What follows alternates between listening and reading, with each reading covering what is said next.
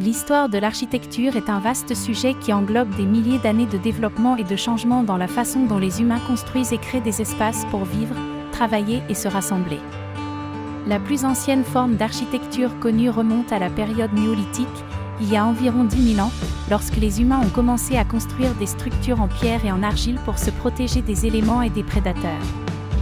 Les premières structures étaient simples, mais au fil du temps, les techniques de construction se sont améliorées et des civilisations avancées comme les Égyptiens, les Grecs et les Romains ont développé des styles architecturaux distincts.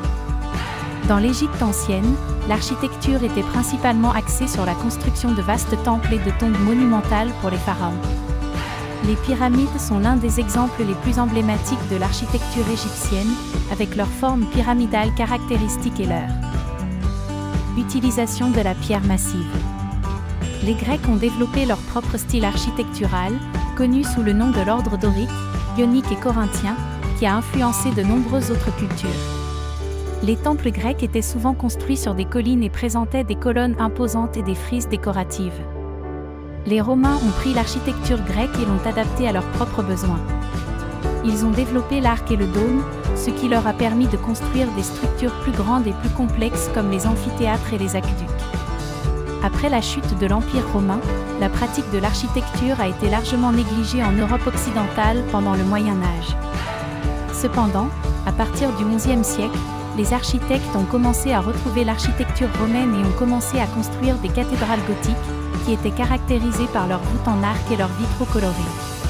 La Renaissance a été une période de renaissance de l'architecture classique grecque et romaine, avec des architectes tels qu'Andrea Palladio en Italie qui ont été influencés par les esthétiques marquantes de l'Antiquité. Au XIXe siècle, l'architecture a connu une révolution majeure avec l'avènement de l'architecture industrielle et du mouvement de l'architecture moderne.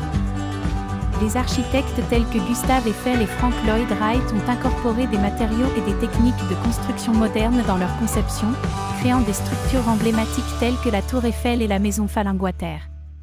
Au XXe siècle, l'architecture est connue de nombreux courants différents, tels que le mouvement moderniste, le brutalisme et le postmodernisme. Chacun de ces mouvements a apporté de nouvelles idées et de nouvelles façons de penser l'architecture. Aujourd'hui, l'architecture continue d'évoluer avec de nouvelles technologies et de nouvelles approches. Les architectes cherchent à intégrer des concepts tels que la durabilité, la flexibilité et l'accessibilité dans leur conception, en créant des espaces fonctionnels et esthétiquement agréables pour répondre aux besoins de la société moderne. En conclusion, l'histoire de l'architecture est une saga fascinante de l'ingéniosité humaine et de l'évolution des idées. De l'Égypte ancienne à l'architecture moderne du XXIe siècle, cette discipline a façonné le monde qui nous entoure et continue de le faire évoluer.